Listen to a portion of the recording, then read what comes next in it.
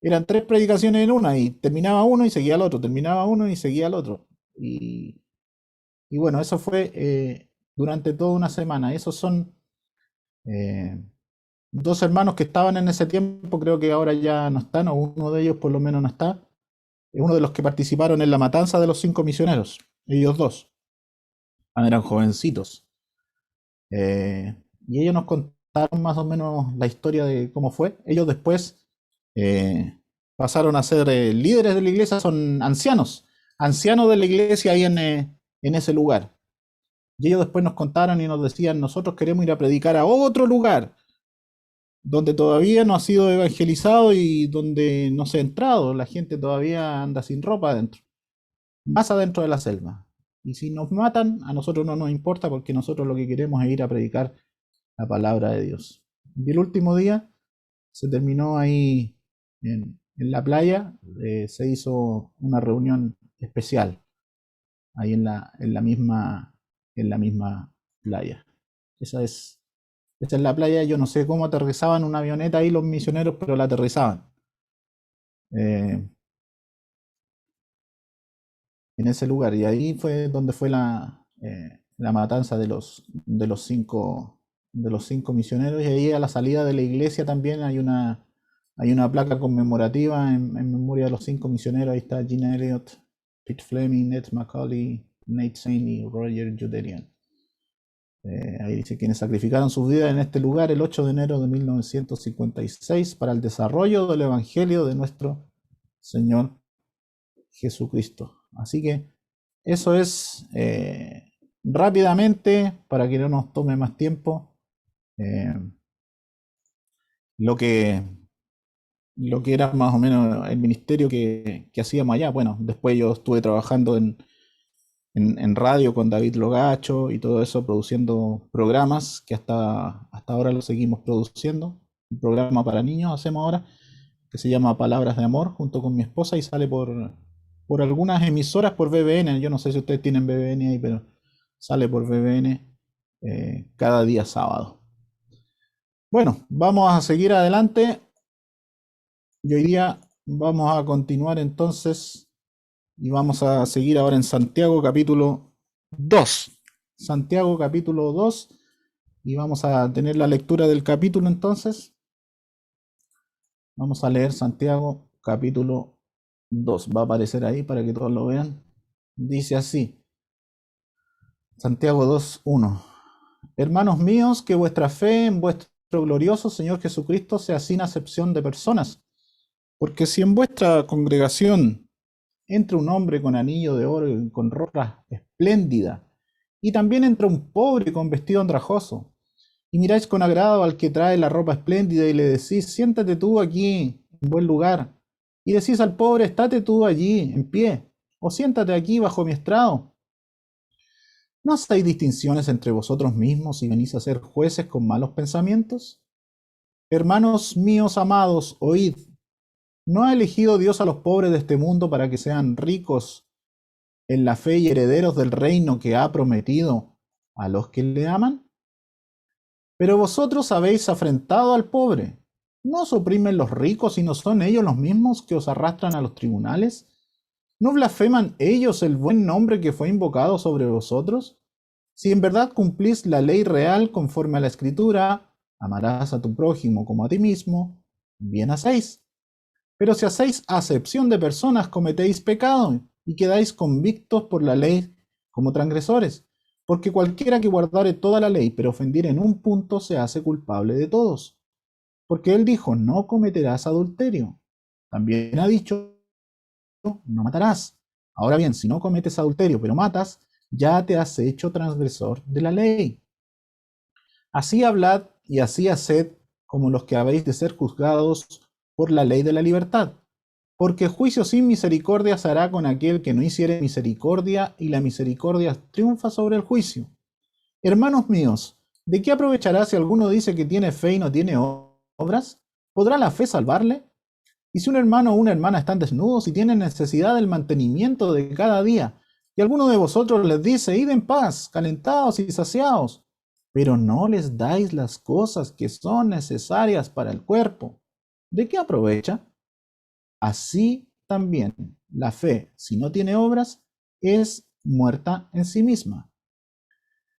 Pero alguno dirá, tú tienes fe y yo tengo obras. Muéstrame tu fe sin tus obras y yo te mostraré mi fe por mis obras. ¿Tú crees que Dios es uno? Bien haces. También los demonios creen y tiemblan. ¿Más quieres saber, hombre vano, que la fe sin obras es muerta? ¿No fue justificado por las obras Abraham, nuestro padre, cuando ofreció a su hijo Isaac sobre el altar? ¿No ves que la fe actuó juntamente con sus obras y que la fe se perfeccionó por las obras? Y se cumplió la escritura que dice, Abraham creyó a Dios y le fue contado por justicia y fue llamado amigo de Dios. Vosotros veis, pues, que el hombre es justificado por las obras y no solamente por la fe. Asimismo también Rahab, la ramera, no fue justificada por obras cuando recibió a los mensajeros y los envió por otro camino. Porque como el cuerpo sin espíritu está muerto, así también la fe sin obras está muerta. Hasta aquí entonces vamos a dejar la lectura de este pasaje que hoy día nos convoca, que es Santiago capítulo 2. Recordemos que para pasar rápidamente dijimos que esta era una epístola o una carta escrita a judíos de las 12 tribus que estaban dispersos por causa de la persecución. Ahí en Hechos capítulo 8 había comenzado una persecución y ellos estaban dispersos. Y vimos también que la dispersión se les había dicho que era por causa también de, de la desobediencia del pueblo, que en realidad fue muchas veces desobediente. Y aquí nos comienza hablando algunas cosas importantes acerca de la fe, acerca del amor, acerca de practicar lo que nosotros creemos. Podríamos decir que nos está diciendo que lo que ustedes profesan creer se pueda demostrar, que puedan demostrar lo que ustedes creen. ¿De qué forma?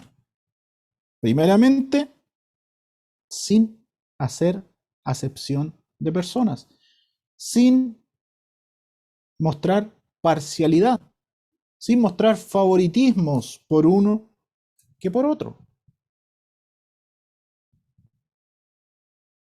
Y esto me hacía pensar primeramente en que a veces nosotros tenemos los favoritos dentro de la iglesia. A veces es cierto que yo no me puedo llevar bien con todos, pero a veces como que tenemos un grupo. Yo me junto con este grupo dentro de la iglesia. Y a veces tendemos a hacer grupos en la iglesia. Eso es hacer acepción de personas. Peor, hay iglesias, y quizá no se da tanto en las nuestras, pero hay iglesias que hacen diferencia social, tanto así que a ciertas iglesias van personas de cierta clase social. Las personas que no son de cierta clase social como que no pueden ir a esa iglesia. Y pasa. Se está haciendo acepción de personas. Y Santiago comienza ahí dando un ejemplo de dos personas que estaban en una congregación.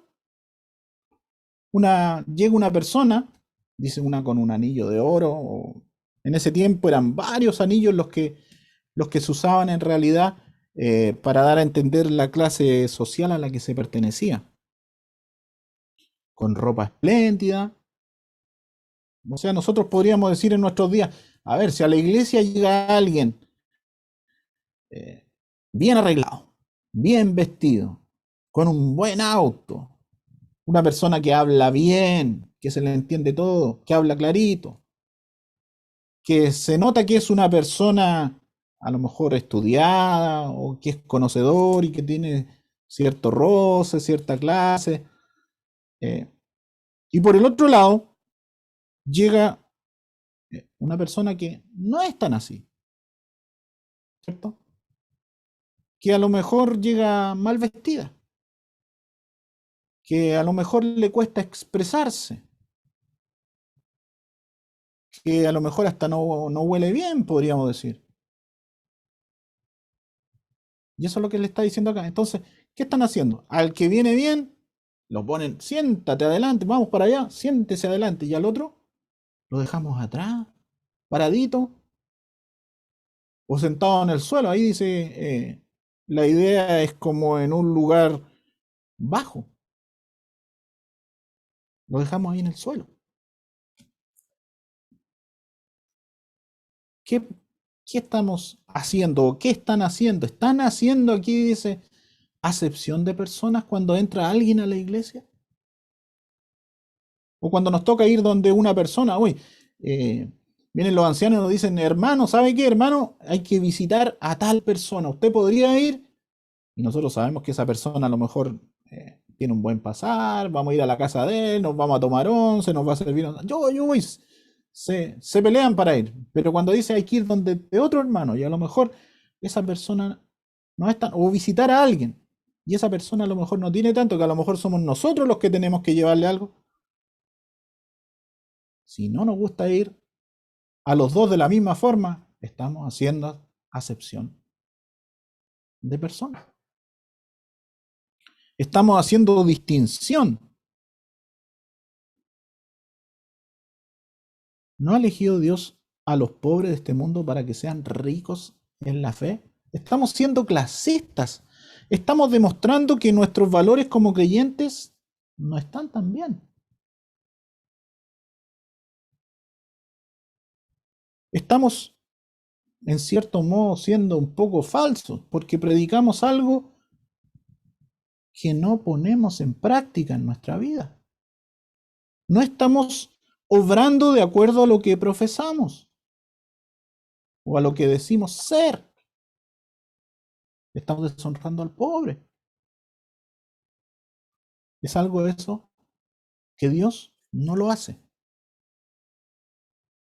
Dios no lo hace. Entonces, si nosotros hacemos acepción, no solamente estamos haciendo algo malo, estamos pecando. Es pecado hacer acepción de personas.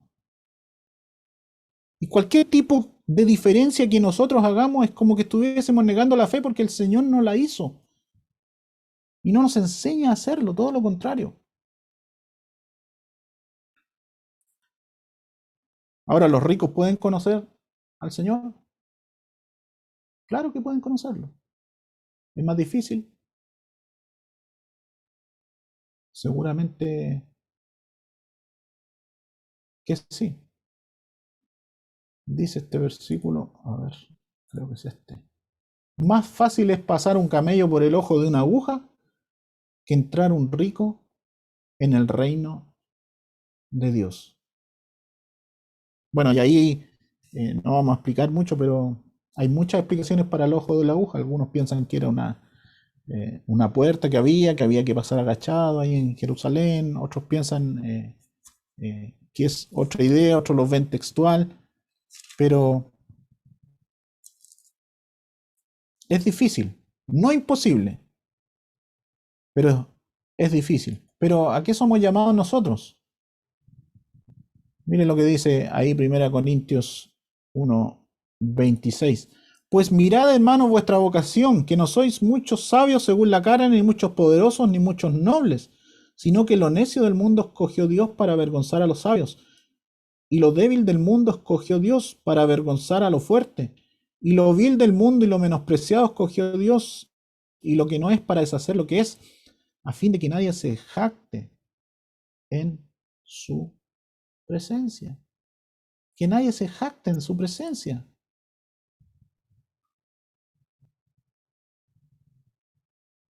La mayoría de la gente y algunos cristianos hoy en día piensan que el ser rico, que el tener es bendición.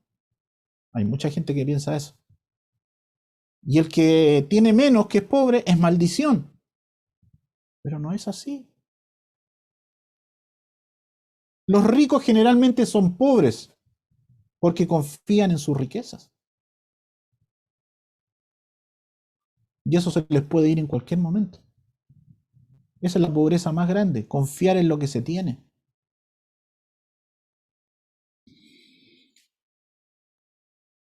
Pero vosotros habéis afrentado al pobre. ¿Están despreciando al pobre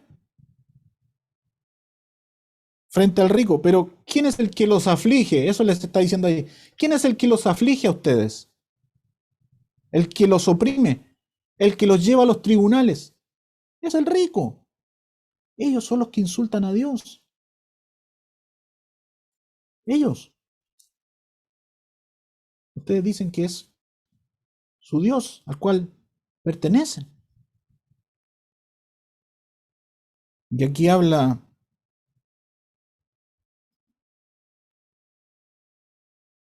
de amarás a tu prójimo.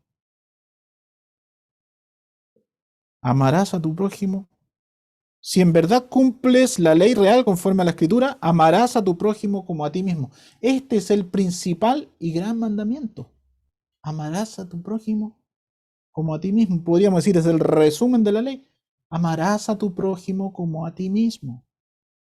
Eso es. Y eso es lo que hay que hacer. Como a uno mismo. Amar al prójimo.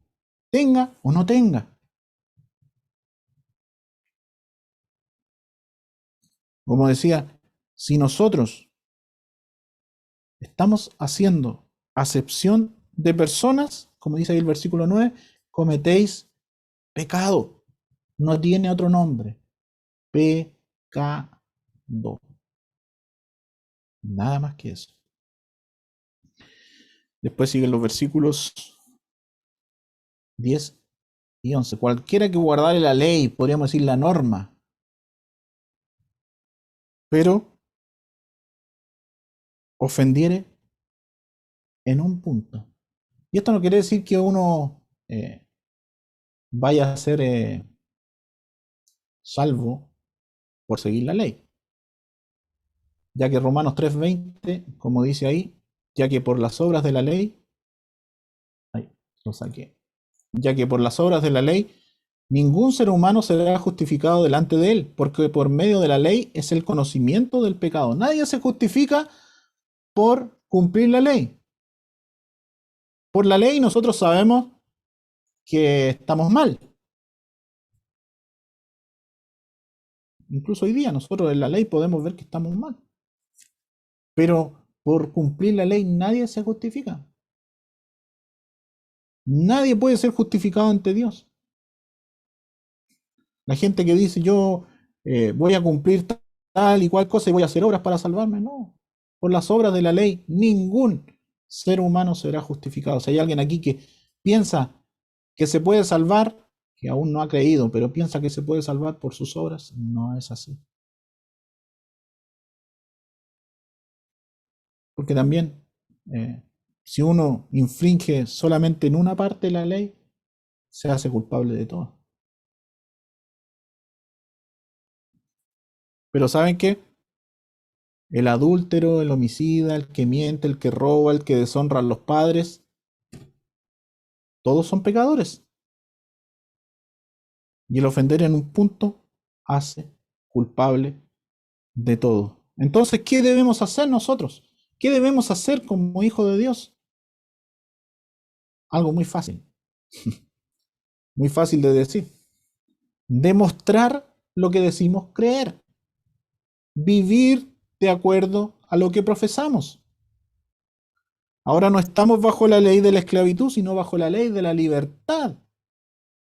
Bajo la ley de la esclavitud se obedecía por temor al castigo. La gente obedecía a la ley por temor al castigo.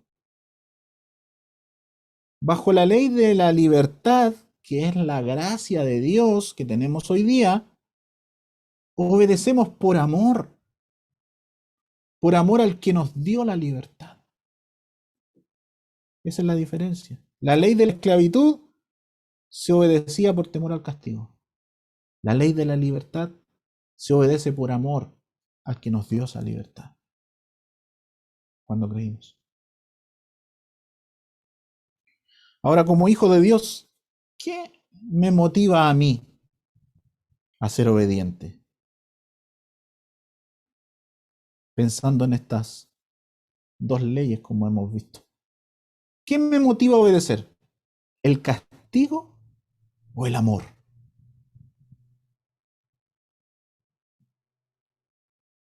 ¿Qué me motiva? ¿Qué le motiva a usted, hermano, hermana, a obedecer a Dios? ¿El temor? No, de que si yo no lo obedezco a Dios, Dios me va a castigar. ¿O el amor? No, yo le obedezco porque lo amo, porque Él dio todo por mí.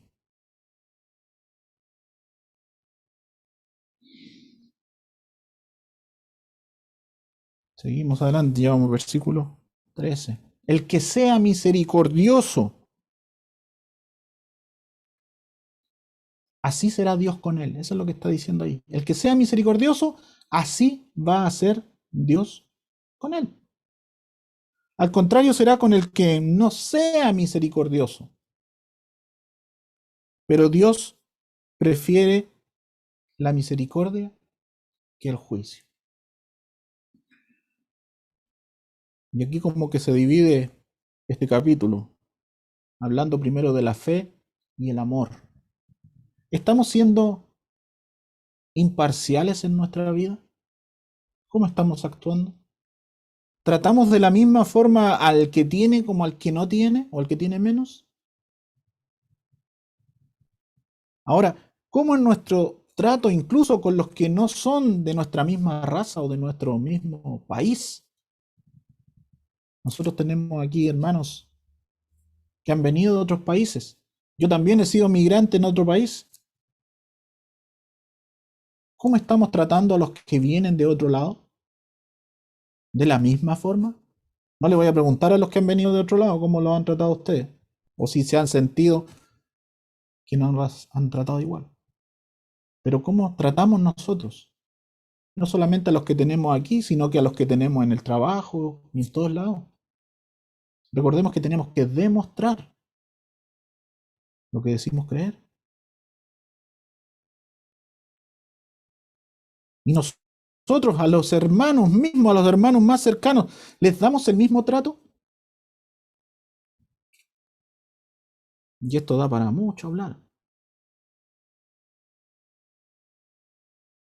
Por ejemplo, a los siervos del Señor, yo también a veces he visto, a los siervos del Señor o a los misioneros, ¿les damos el mismo trato a los chilenos que a los extranjeros?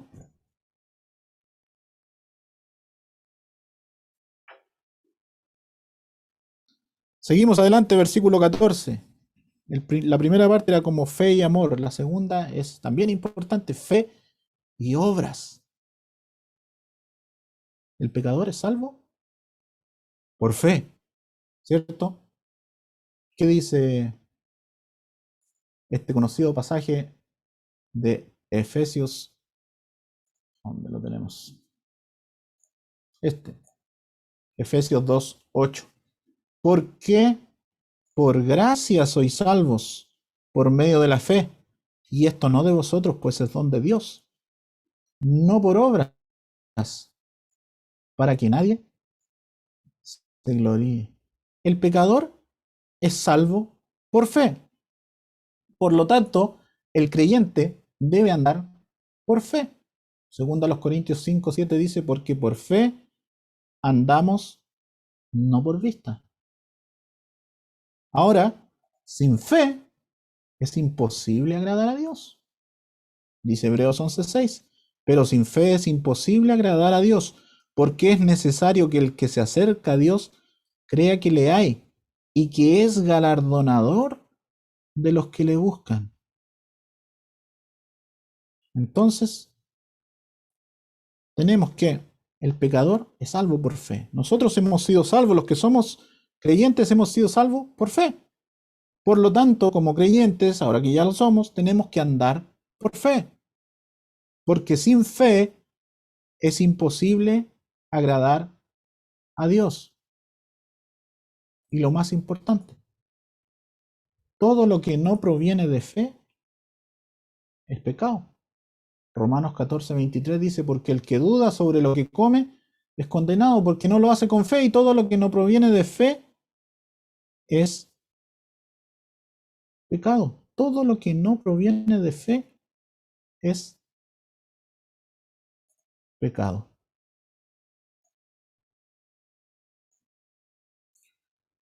¿Será provechoso entonces para alguien decir que tiene fe y se queda sentado sin hacer nada? Sí, yo tengo fe, y me quedo sentado sin hacer nada. Alguien dijo una vez esta frase: fe no es creer a pesar de las evidencias, sino obedecer a pesar de las consecuencias. Y para los primeros cristianos, eso fue. Para ellos la fe no era creer a pesar de las evidencias, sino obedecer a pesar de las consecuencias. Y para muchos de ellos las consecuencias fueron la muerte. Hebreos 11 nos enseña que la fe es acción. Por la fe Noé, por la fe hizo tal cosa. Fíjense que hay muchos, la mayoría, cuando dice por la fe, y al lado va un verbo. Hizo tal cosa, creyó, hizo esta otra cosa. Pero si existe una fe verdadera, también hay una fe falsa. O podríamos decir, si hay una fe viva, también hay una fe muerta. ¿Cuál es nuestra fe? ¿Cuál es nuestra fe?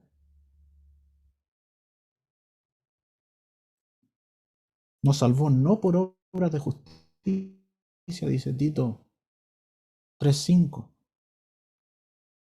Y aquí nuevamente Santiago pone un ejemplo de los hermanos que necesitan el sustento.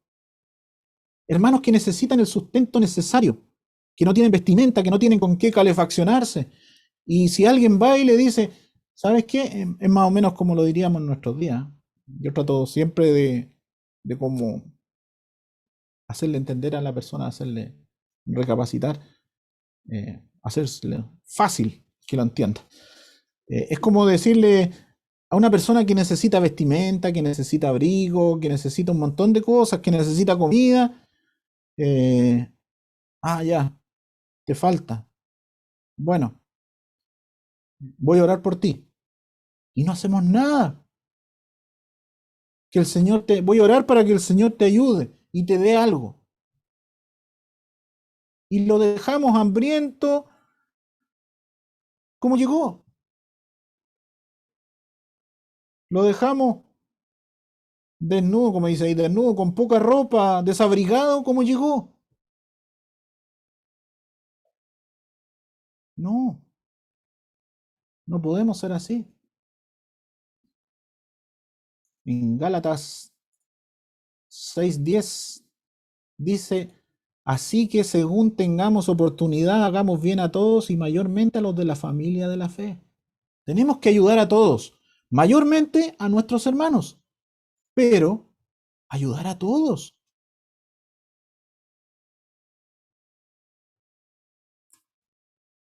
Mire, Gálatas 5:6 en la NTV, que sale un poco más claro, dice, pues una vez que depositamos nuestra fe en Cristo Jesús, de nada sirve estar o no circuncidado. Lo importante es la fe que se expresa por medio del amor.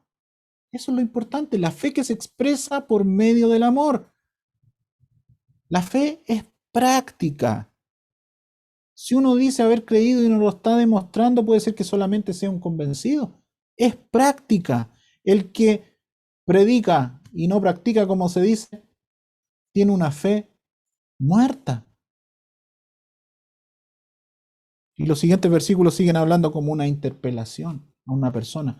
Tú dices que tienes fe y yo tengo obras. Muéstrame tu fe sin tus obras y yo te muestro la mía con obras. Yo te muestro mi fe por medio de mis obras. ¿Saben qué? Las obras y la fe genuina son inseparables. Aquí no está hablando nada de que la salvación es por obras. No, eso es sacar al versículo de contexto. Aquí está hablando a creyentes. Pero la fe genuina y las obras son inseparables. Si tú crees en Dios, pero es algo mental y no lo demuestras con hechos, dice que también los demonios creen. Los demonios creen y tiemblan. Pero eso no sirve. No sirve. La fe sin obras es muerta. Abraham decía tener fe y esa fe lo llevó a estar a punto de clavarle el puñal a su hijo y Dios le detuvo la mano. Esa es una fe viva. Y dice que le fue contado por justicia. Cuando él tuvo esa fe, le fue contado. Y cuando dice contado por justicia, quiere decir que esa fe que él tuvo le fue acreditada en otro lugar, en su cuenta personal, en el banco, en el cielo. Ahí le fue contado, le fue acreditado a su cuenta. Cuando dice le fue contado por justicia, eso es lo que está diciendo. Esa es la idea. Su fe actuó junto con sus obras para demostrar que tenía una fe viva. Lo mismo Rahab. Rahab no había escuchado nada, como dice ahí. Ella había escuchado, pero no había visto nada de lo que había hecho el pueblo. No lo había visto pasar el Mar Rojo ni nada. Había escuchado de Dios, que Dios había hecho esos milagros. Y ella creyó por lo que había escuchado, por fe. Y después, por todo lo que ella creyó, por fe, es que ella ayudó a los espías. Ahí demostró su fe ayudando a los espías. Pero así como un cuerpo sin aliento está muerto, la fe sin obras está muerta. La fe conduce a la acción. Ahora, ¿has entendido el mensaje de salvación? ¿Fuiste salvo? ¿Eres un hijo de Dios, una hija de Dios? ¿Han habido cambios en tu vida? ¿Deseas hablar a Cristo de otros? ¿Estás demostrando tu fe por medio de tus obras? Porque tú le puedes decir a cualquier persona, sí, yo creo en el Señor Jesús, y está bien. Pero si no lo demuestras, hay que demostrarlo para que otros vean.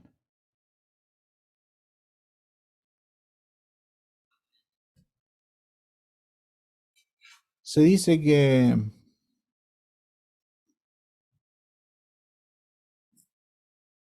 uno es justificado por fe ante Dios, ¿cierto? En eso no hay. Pero se dice que uno también, alguien dijo, el hombre es justificado por la fe ante Dios, pero por las obras ante los hombres. Porque los hombres no ven la fe. Dios ve nuestra fe, pero el hombre, los que están al lado mío, no pueden ver mi fe. ¿Qué es lo que ven? Mis obras, mi actuar. ¿Estoy listo para que el Señor venga? ¿O estoy apurándome ahora, este último tiempo? No, si el Señor va a venir y me apuro por hacer cosas y he perdido el tiempo porque no he hecho lo suficiente.